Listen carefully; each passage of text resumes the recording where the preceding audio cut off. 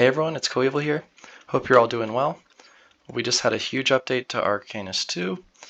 No, this one does not include the rate spell unfortunately, but it does include a lot of other cool and maybe some not so cool changes. I'm going to go through each of them and give my thoughts on whether they're good, okay, or no opinion, or bad. So let's get it started. And I'll also be playing some replays as we get this going. So first one, Vine Whip will not damage behind you. Good overall. There was a mechanic where if you're in front of a player and cast Vine Whip in front of you, it would do a few points of damage to the player behind you. Clearly kind of wonky, kind of weird, so good to have it fixed. Level 3s, Comet, Meteor are always controllable in all time modes. This is good. Before this, level 3s were not directional in 10 time modes or less, but this left Comet books pretty lackluster in 10 seconds and lower time modes. So they make a good return with this new patch. People didn't really want level 2s like Rain of Arrows to be controllable though, since that promotes aerial spam in 10 seconds, so this is a nice compromise. Next change, knockback on flying units can cause them to bounce off ceilings, not from movement input. This is okay, not something that I've seen come up that much. Basically this means that if you hit a flying unit, it could bounce off the top border if conditions allow. Autumn Leaves no longer creates terrain, instead it will damage enemies on contact, and friendly units will ignore them. Are also affected by explosive forces, breeze, hurricane. Note, for the time being you can hold Alt to use the old terrain generating leaves. This is pretty cool. It's a nice unique spell and it's threatening too. I'll cut to a clip of me testing them out in Sandbox just to show you guys some fun testing. It's pretty cool. So we're here in a game and I just wanted to show you guys, look how much damage this does with the leaves. The new leaves now that kind of act like napalm, but the interaction is not quite the same. I'm going to show you guys. So these are enemy leaves, and it's just like you're jumping in a pile of leaves, you know, in the fall when you were a kid. You're just messing around, except these are some deadly leaves. So check this out. Watch this jump. Look at that. That straight up did 100 damage. And like now this dude is trapped. Let me try to get out. Okay. This will probably do like another 100. Oh, he's just dead. Oh, GG. Deadly leaves. Alright, so really wanted to show you guys that. It's pretty awesome. It takes some setup, like that was multiple leaves that did that, but don't jump in those, ladies and gentlemen, because you're going to be in for a surprise. So anyway, that's how leaves work. Morning Sun will also not harm teammates. This is a good change. Doesn't really make sense for Morning Sun to harm teammates anyway, so pretty simple, easy, great change overall. Snowman's Melt does not end turn. This is cool too. Seems pretty cool as a buff, hasn't really seen much testing yet. You can actually use multiple Snowman Melts in the same turn, so I think this could be overpowered as people start to test it with some rush mixes. Basically you would just melt your snowman or snowmen on top of the player, and then follow up with like Ice Bomb or Mega Boulder or some other high damage spell, but I'm not sure it's brain dead quite yet. You can also use the snowman to dig to someone who's hiding. It does dig quite well, as you'll see, and then you'll still have your turn to go down into that hole that was created by the melt and then summon a Dark Knight or make another powerful move. I've got a quick clip for you guys showing how Snowman Melt works, so yeah, take a quick look. So here's how Snowman Melt works. Basically you're going to have maybe one snowman, maybe two snowmen, probably not 3 snowmen. That's going to be tough to set up, but for the purposes of Sandbox I have 3, just to show you guys also what the damage is like and things like that. So what you could potentially do, let's say that you maybe did have like 3 snowmen somehow, you just put the snowman on top of the opponent's head, click Melt, there's some damage. That's not too bad. So, you know, maybe this won't be so overpowered. It's about 30 damage per. And let me just go here. And yeah, 30 to 40, 30 to 50, depending on kind of where they're placed, right, where they're positioned. But yeah, you could also see a scenario where like, oh, maybe my opponent is trying to hide, and like, let's say I don't know, they have like leaves up or something, and you wanted to dig to them, or get to them somehow. So let's just say that they've got a couple leaves up. And just pretend like, oh, I can't get to my opponent. So you might just bring out a snowman. This is commonly, like, you could see like a forest seed maybe is like here or something. Yeah, there we go. I could just use the dev powers. Alright, so I'm gonna jump over here, do some Qs to kill the tree. Okay, so one of the pair of leaves went left, but just wanted to illustrate, like, okay, I don't know why that tree's not dead yet. Let's just drain it. Okay, so let's say I can't get through. Maybe a melt would allow me to do that. Let's see. Oh yeah. Oh yeah. And it got some damage off on. So then I could use that. Oh, like maybe they're just using an ice shield to protect them or just one tree. And then I just like drop something heavy on them. Obviously you're not going to have magma bomb in a 60G, right? But just to illustrate. Boom. Dead. So anyway, that could be a pretty overpowered aspect of the snowman. Not particularly the damage, as I just showed. But alright, that's about it for this clip. Thanks guys, back to the video. On to the next change. Spear Throw ramps up in damage much more quickly, and the minimum damage is raised to 50%. This is great. Spear was nerfed last patch into Oblivion, and now it's not as brain dead as a flat 75 or being able to stuff it like you could in its first iteration, so I think this is a good change.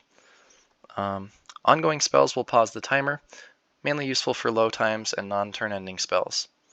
This is great, super cool because it's been an issue in 10s and lower times not being able to BFTP a Fire Shield, jump into a Life Dew, cast an Ice Shield without losing a pretty significant portion or sometimes all of your turn.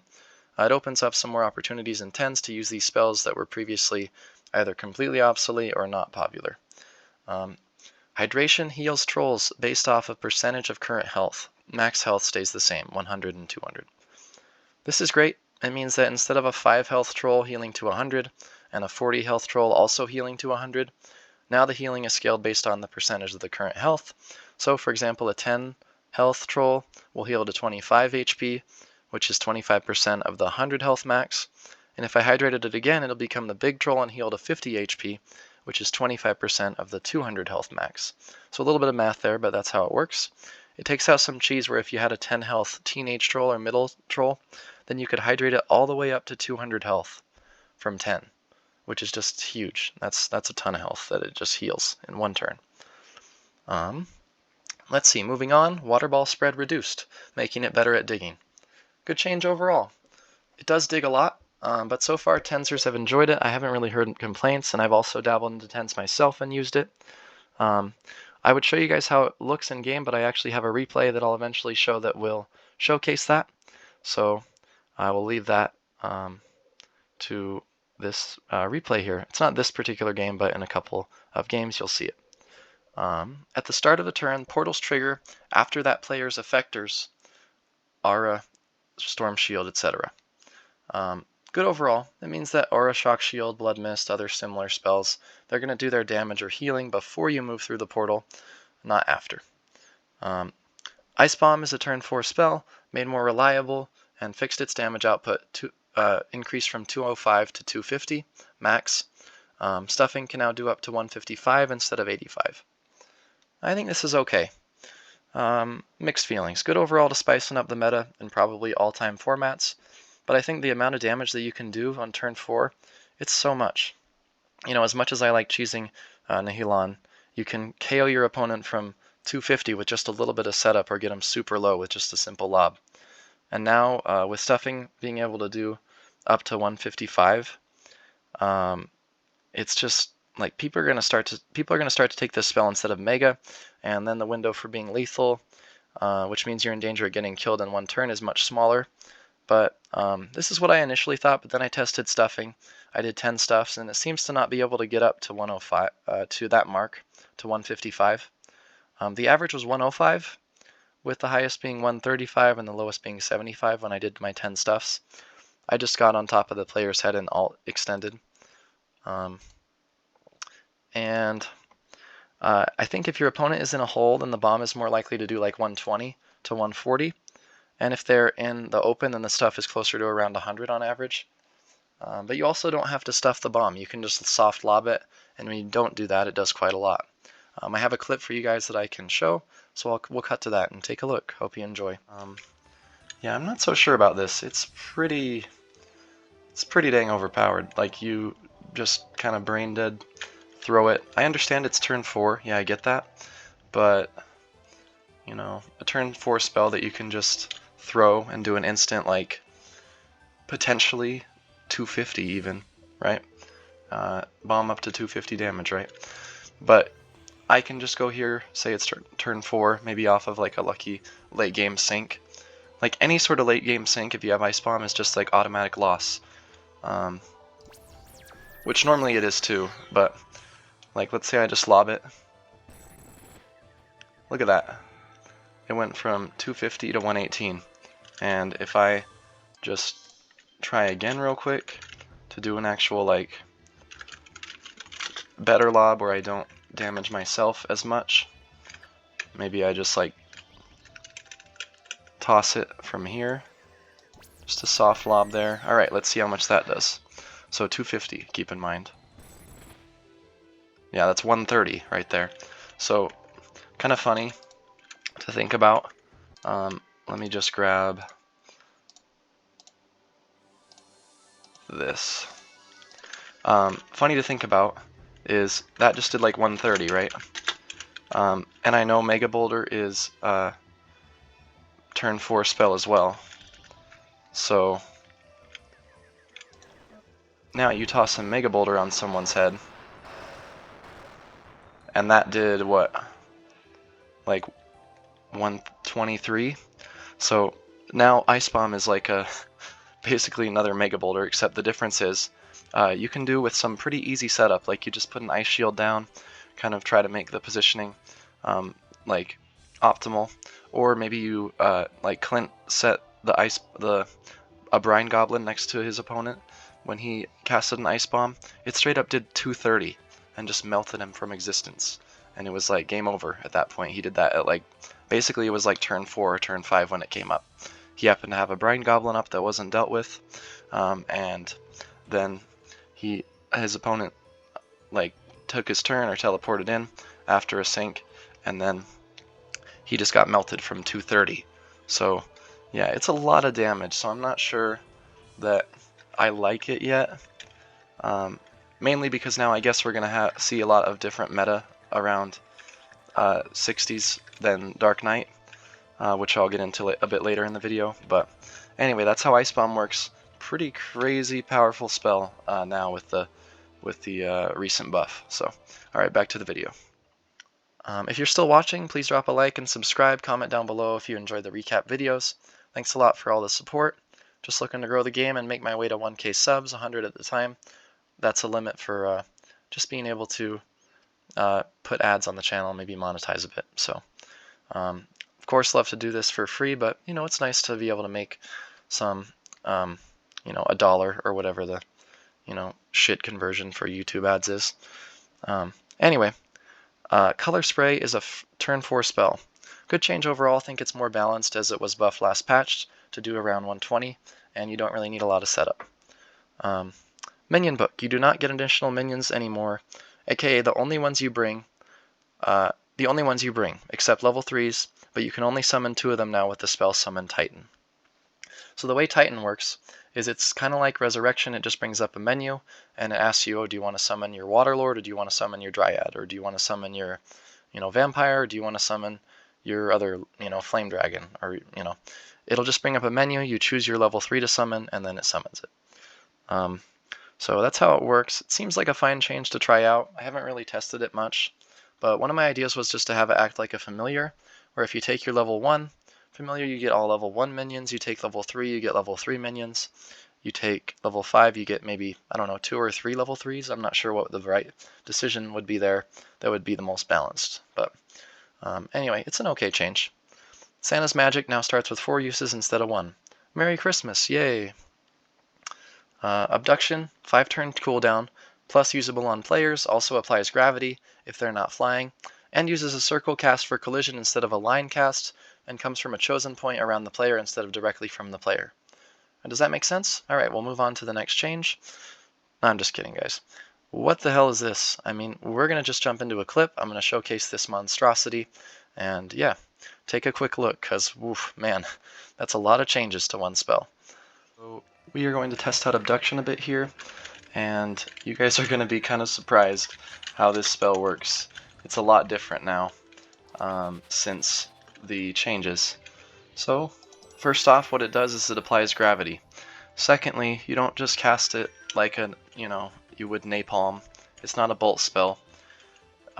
It's a bit different now. Let's say I go over here and I have a summon circle. So I can click any point, like picture a player at the middle of this red dot, where my cursor is. So picture just a player there, and then I click, and then now this little quote-unquote player can cast Abduction in any direction where there's a unit that can be moved. Like, you see it now, it doesn't go grayed out when I'm facing this bot here. So you can also, looks like you can't alt extend, but that's not really that relevant. So you can click anywhere in that summoning circle and then cast Abduction. Also, you can even go all the way out to that far. So you could move something so far away from you, and then even the range of the Abduction, you could move something all the way up to the top of the map when I'm all the way down here. So sorry, still a little bit sick, but feeling a lot better, guys. So yeah, that's pretty busted. As far as this mechanic goes, I mean, I don't know, what the fuck is going on here? You're a new player and you come across this spell and you're like, oh, I'm gonna cast this. Okay, alright, I'm gonna click. Okay, my turn is over. Wait, what? What the fuck? It's just so confusing. And also, having to, yeah, I get it. Okay, getting a few games, like, I understand it. I get that. But it doesn't need to be, like, unnecessarily complex, I feel like. And so then when you cast it, does that little icon there, which is cool, and it applies gravity for just a turn. But here's the thing. Besides the summoning circle range, like, you can abduct shit off the map. Let's go with like a big ticket minion, right? Before it's like, oh, maybe I want to. Oh, I almost deflated myself like an idiot. Before you were using abduction, it's like, oh, like maybe I want to try to abduct this to the left so that I can go down the side, right? Pretend it's not a dryad, so that I could go down the side and then like hit my minion now, or hit the player down at the side. Like, let's assume they were hiding. Now it's like, oh, well, why do that when I can just abduct it? And you can even place it outside the border. That's another busted thing. I don't think that should be in the game, to be able to place the effector for abduction outside the border. Not even sure if I'm using the right term, but place the indicator for abduction outside the border, and then to be able to move the minion outside the border. GG. Goodbye, level 3 that is only summonable at turn 5, that you summoned in a position that should be completely fine to prevent your opponent from going down to the side and fucking you up. Well, now I can just go down here and ice bomb stuff you for 3,000 damage, and you're gonna quit Arc. So GG. No, I'm being a little facetious here, but you guys get the point. Like, you can do some pretty busted stuff. I didn't show everything, but oh, one more thing that you can do too is you can move a live tree. Look at this shit. Now, I don't know if this is going to be advantageous or not, because why would you move a tree that you just trapped your opponent with? But, oh, it's now dead. Fuck. Okay, reset. So, let's say you tree your opponent, and for some reason you would want to remove it. I don't know why, but you can do some funky stuff. And also it applies gravity to the tree, which I think will be fixed. But look at this. Look at how funky this looks. What the fuck? What the actual fuck? And I'm still trapped. But you could move it in a way that such that you're not trapped. I mean, it's just so weird. Look at this giant gravity effect that you got going on here. I don't know. It's pretty janky, and I think Pure knows this, and he's going to do some tweaks. So before you guys, get your pitchforks out in the comments, there will be some changes. But this is the state of abduction right now. You can just fly a giant level 3 off the side, or a Dark Knight, or a Pegasus, mounted. Just send it off the border. I think a great quick fix would just to be, if you're going to keep this sort of interaction, don't allow this effector to be off the map. Just like you wouldn't be able to summon a Pegasus. Look, I can't summon a Pegasus up here. So I shouldn't be able to just, abduct shit from outside the border. Or, I guess you could say, okay, make it so that minions can't be pulled outside the border of the map. So either one, or maybe both, I don't know. But I don't know, the physics of this and the sort of, mechanics, the way it works, it just seems a little bit too unnecessarily complicated for my taste, especially when in the long run most of our players are going to be new and not veterans. So anyway, that's abduction, guys. We're going to head back to the video once again. Thanks. So moving on, gravity now makes the target weigh more, meaning they will not fly as far due to explosions. This is good, it's pretty intuitive, takes away the surprise factor of DMBs launching players off the map, dark matter bombs, with a knockback, so good change overall. Quake has a larger variance in how it throws players and minions around. Great change, Quake was really bad before.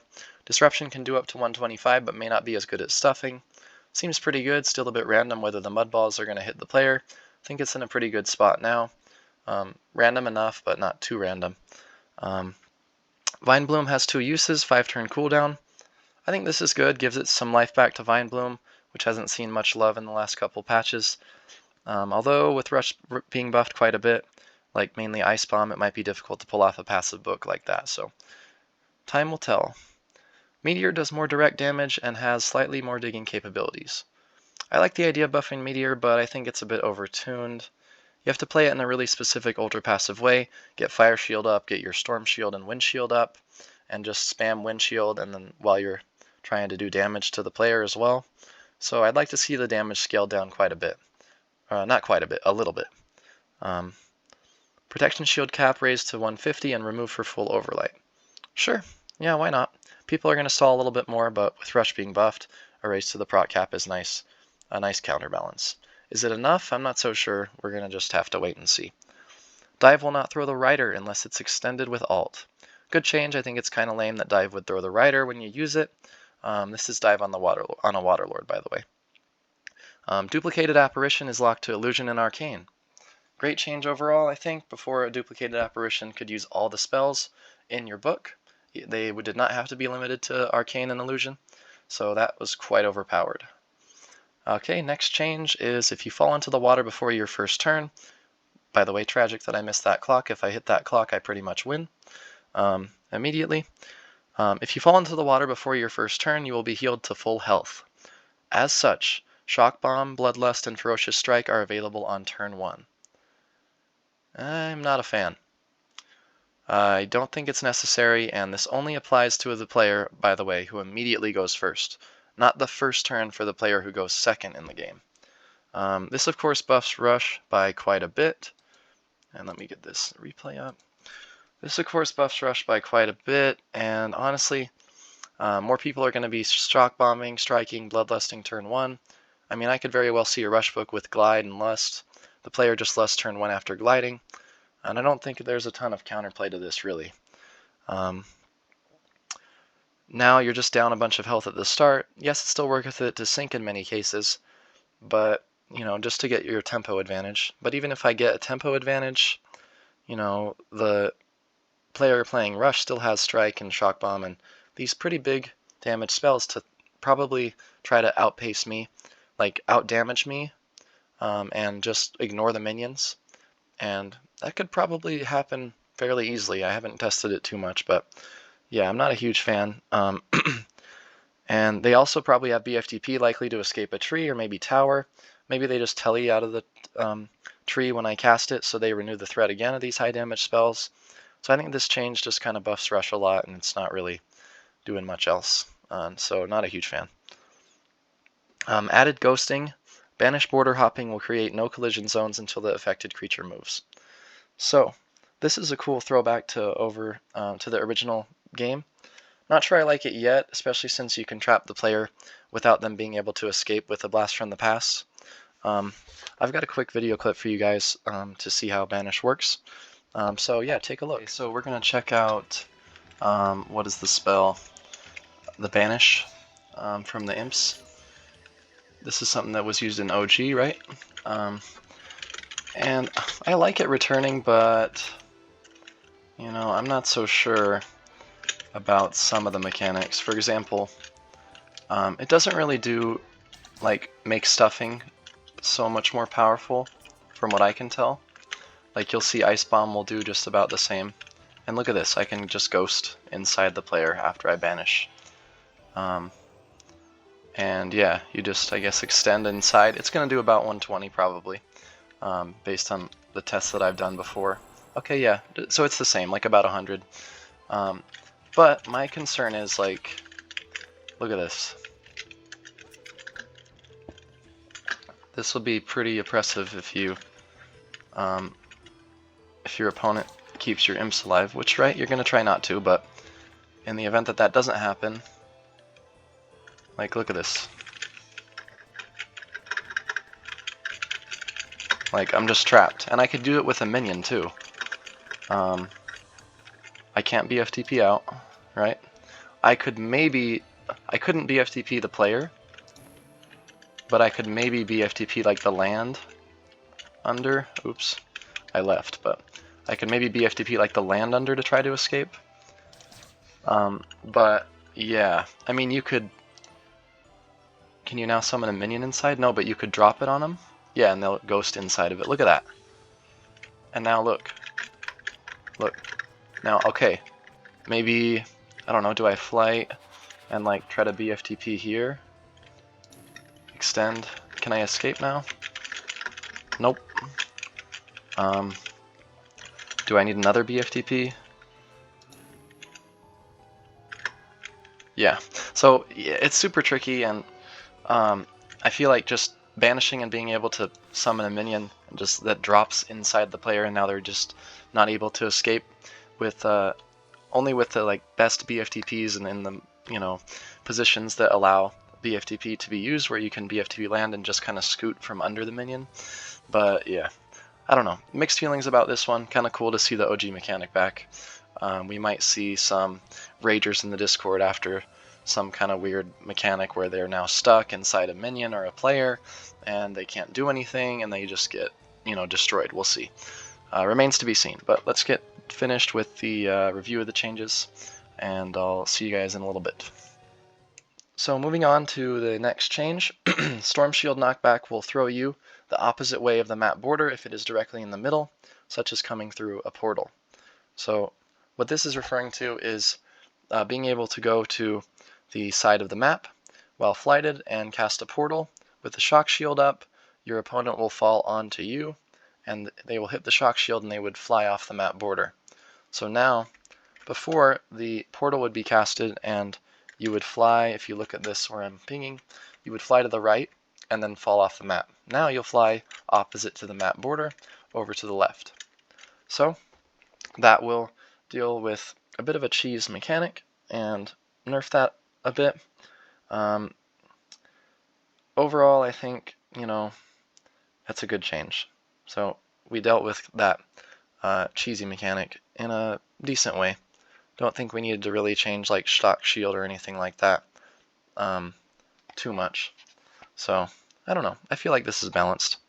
On to the next change, mechanical arrow collision radius reduced. The spell's been tweaked quite a bit over the past few patches. I think it's in a decent spot. I'm still not a huge fan of the fall off damage, where, like, the longer it's in the air, the less damage it does. So it's not going to always do the max of 50. But yeah, it seems to be in a solid spot now. Portal grabbing uses a rectangle as a collision instead of a circle, so you can only portal grab at a diagonal angle. Here I think this is a good change, makes it a bit more difficult to portal grab in this game, where it's pretty easy. The one where you put your portal next to your opponent and just grab them. So this will make it a little bit more difficult, so it's good. Monarchs are once again sinkable. Good change to help seasons out in the early and mid game and prevent minion capping, which is not being able to summon a minion because you're at 4 out of 4 minions. Dark Knight's charge distance slightly increased. This is irrelevant, I think, because Dark Knight is terrible now, and I'm going to show you guys a quick clip, and you'll get an idea of what I mean. Let me know what you think of this change. Right, so we're taking a look at Dark Knight. I'm going to bring out a friend and queue a bunch here. It has been nerfed heavily. And how has it been nerfed heavily? Well, first thing is, if you look at the downward charge, this used to do like hell, 240? I've 250'd with this before. Now, okay, you might think, oh, that's like pretty overpowered, and in one sense it is, but also we've got a lot of spells that have been rushed, that have been buffed, that are rush spells to kind of counteract the DK meta.